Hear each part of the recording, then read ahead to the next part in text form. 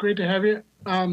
So there's talk of, Isaiah Simmons being of course, Isaiah Simmons didn't say this, but there's talk, oh, okay, well, maybe he's the guy that can contain and hold down George Kittle. What have, I don't know how much you've seen. You'd have to go back to his college film, but what do you know of him? What have you seen? And if indeed you are matched up against him, what do you think of the potential challenge there? I mean, Clemson was really good for like his entire career, so I mean, I got to watch him in all those primetime games. Yeah, he's a hell of a player. He's a freaky athlete. Was he like 6'4", 220 plus, and he runs a 4.4 faster. Sounds like a pretty damn good football player, and so he makes plays all the time, all over the field. They line him up at every single position. He can play every position. He does everything that you want a football player to do, and so I mean, I'm just excited to be able to go out and compete with him. I think he's going to go out there. He's going to do a great job, and my job is to do a great job as well. So it's going to be a fun battle, and we'll just see what happens. Hey George, Richard was just talking about how he really still tries to learn as much as he can, even from his younger teammates, even for a guy as experienced as he is, and you in particular is someone that he feels he has a lot to learn from. What are some things you see in him in terms of maybe coming up and asking you questions, and what is your relationship with Richard like?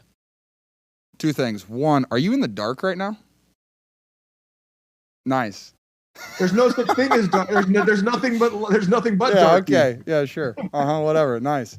Well, I mean, my relationship with Sherm is it's ever changing really. When Sherm first got here, I had no idea what to expect, and he's been nothing but incredibly kind, and honestly, kind of like I just learned stuff from him every single day. So the fact he says he has stuff to learn from me, that's awesome. I'm gonna try to teach him whatever I can.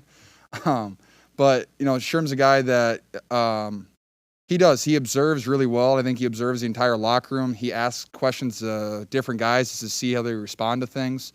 But I think at every single moment that Sherm's in the locker room, he's always engaging in conversation with everybody. It doesn't matter who you are, whether it's Trent Williams, who's across the locker room from him, Jason Verrett, who's next to him, or if it's me just walking past his locker, he'll talk to me.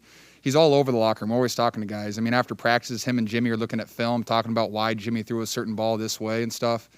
Sherm's always learning, and that's why he's so good. He learns everything, and so then he knows everything. And that's what I'm trying to learn from him is, like, how do you know so much? And do I need, like, to get a bigger brain or something? But I'm going to try my best to do what he does. And, if I can teach him something or two, and I'll do my best to do that. And you should get a lamp. Hey, George. You've talked a lot in the past about that quote, moving a guy from point A to point B is, the greatest joy you can have, or against his will as a football player. I'm wondering as a tight end, what kind of joy do you get if it's different or similar to beating a guy in coverage? And then expanding on that, you have a matchup possibly with Budda Baker this week. Some cameras caught you, I think, yelling his name last year during the game. I was hoping you could give me some context on what was going on there on the sideline. What was your first question? Sorry. Well, moving a man from point A to point B against his will, that's what you like doing blocking wise. How does the feeling of beating somebody in coverage when you're running a pass pattern compare to that? I think it's very different. So much can happen in a pass play. You can make a lot of excuses, or guys win every once in a while. It just depends on what happens out there. I man-to-man routes, I love winning. If you cook a guy, make him go the other direction, on a nice juke or something like that, that's always really fun. But I'd much rather move a man from point A to point B. That's just kind of my vibe. First, Budda's a hell of a football player. He's a safety that just does it all. His mindset, I love watching Budda play. That's just, he's a monster. He's all over the field. He is the guy that if you do not block him, he will ruin your day every single play. Like the whole game. If you have a 70-play game, if you don't block him on 70 plays, he's going to make the play probably 70 times. That's just who he is. There's a reason he led the NFL in solo tackles. There's a reason he just got the contract that he did, because he deserves it. He's a hell of a football player. He's been to 2 Pro Bowls. He's a guy that I know honestly doesn't get enough recognition, but he's an incredible football player. Me and him, we're going to have a great matchup. We're two really, We compete at a very high level. We have a lot of intensity, and we both love the game of football. I mean, what more do you want in a matchup? And it's going to be incredibly fun. I love playing Budda. Me saying I'm still here, Budda, was because he had 2 great knockdowns on me, and I just reminded that I always say, hey, football's a long game. There's 60 to 70 plays, and I'm going to be here all night.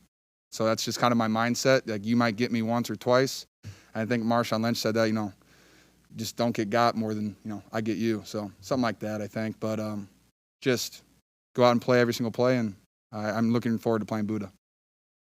That game, I mean, he made those plays early, you made the play later, and then you weren't available to play a couple weeks later. Is it easy to pick up that, rivalry that it looked like you guys established on that Thursday night game? Can you just pick that up? Do you still feel that same intensity?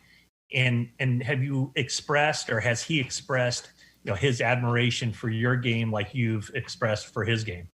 Yeah, I mean, Budda's one of the first guys that congratulated me on a contract. I did the same for him when he got his. We have a mutual respect for each other. We respect each other's game. I'm sorry, what was the first part of that question? I missed it.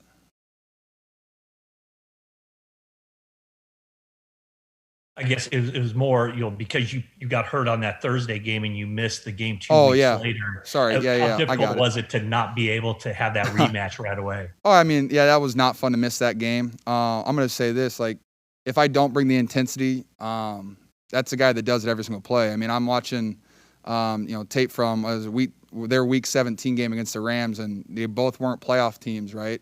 It's kind of hard to play. You have to find motivation. And if you watch that tape, you see Budda Baker out there going 100 miles per hour in every single play. It did not matter if they were winning, if they were losing, how much time was on the clock. He is flying around, hitting people, getting the ball loose, hitting the quarterback. And so, I mean, if that's what you get on a Week 17 when there's no chance of going to the playoffs, like, what do you expect Week 1 of a new season in front of no fans? Like, he's going to come after it every single play. And so if I do not bring the intensity, I'm going to look like a fool out there. And so I will be bringing my intensity, and I know that our whole team is, because he is very much on our radar. George, it seems like a lot of the discussion surrounding the 49ers entering the season revolves around Jimmy, and particularly right now, the receiving core, the state of it, whatever. Do you find that you think maybe sometimes people are forgetting about how effectively you guys can run the ball? And is that any sort of motivational chip for you? I think people just talk about Jimmy because they like to, he's got a great chin line, good leader, and he's kind of Italian. So I think that's why people like to talk about him. If people don't want to talk about the run game and it's still under the radar, I'm okay with that. I mean, I don't know why it should be. We ran for quite a few yards in the playoffs. So, I mean, if people want to keep it on the radar, I'm okay with that. I mean, we're just going to continue to run the ball. I think with a combination of, me and Juice, and then our tackles are incredible, and our entire line is, running the ball really well right now in camp too. And I don't know if we're going to hit the ground running, but we're going to try our best to. And I think we've looked really good in practice. We have a better understanding of the offense and what our goals are. The goals of every single play, like, where we're going and why we're going there. So I think it's going to be really fun. And it's going to be a great challenge versus Arizona. Like I said, this is a team that we've struggled to run the ball against, and it's definitely something that I want to do, and we're just going to have to go out there and get it done. Hey, George, with everything that's gone on in the off season and leading up to this point, nice mask, by the way. Thank you. Are those for sale? No, these are mine. Okay. Well, I'm sure someone's going to want to buy them. With everything that's gone on mentally, does this feel at all like a different Week 1 for you? Really not at all. It really feels like a normal Week 1. It really does. I think our staff and our coaches have done such a great job of making, when we come into the facility, as normal as it can possibly be. They've done such a great job of that. Every single day is it is different. It's weird. This social distancing stuff, the 6 feet. I sit at a desk 6 feet away from all my teammates, in a team meeting room, so it's different. But they do such a great job of making it all feel normal from the rest of the standpoint, whether it's eating, the locker room. They've done a great job with it. And so the fact that we've been able to keep it normal-ish, I think, is an advantage to us, just because we haven't been distracted by really anything else. We've just been focused on football. We show up, we go to work, we go to meetings, and we go practice, and we watch the film. And so I think our team's definitely taken a huge step forward. And, like I said, I think it's been a normal week 1 for us, and we're just looking forward to playing some ball. Two more guys. Hey, George, the Arizona game you missed last year, Ross Dwelley had 2 touchdowns against them. You have never had 2 touchdowns in a game. 3. Is Ross Dwelley ever, in the NFL, I don't know. Has Ross Dwelley ever mentioned the fact that he has a 2 touchdown game and you do not? No, he is not. I know. Unfortunately, Dwelley is one of the most humble people I've ever been around. And also the tight end room's just, we have each other's backs every single day. And I mean, I like I said, Dwelley had 3 touchdowns that game and 1 got called back, which is super unfortunate. So he should have had 3. My goal is to get Dwelley 4 in 1 game this year. And if that requires me blocking on 60 plays, I'm all for it. That man deserves the ball. Last one. Hey, George. Hi. I hope you did something nice for your mom since you were a 10-pound, 10-ounce child for her birthday. I hope you did. Also, you guys are, again, kind of under the radar. Is this kind of just a natural position? Would you prefer to be under the radar as opposed to being, the guys that are supposed to go to the Super Bowl again? It is what it is. I mean, you can either have a target on your back or you're chasing after other people. And, I don't know who we're really under the radar to other than, people that vote for us on ESPN. So, I don't know, if they know everything. So I know that around the league, I think people know what we can do, especially on offense. And I don't know how you can take our defense, not seriously because of our D line and just what we do.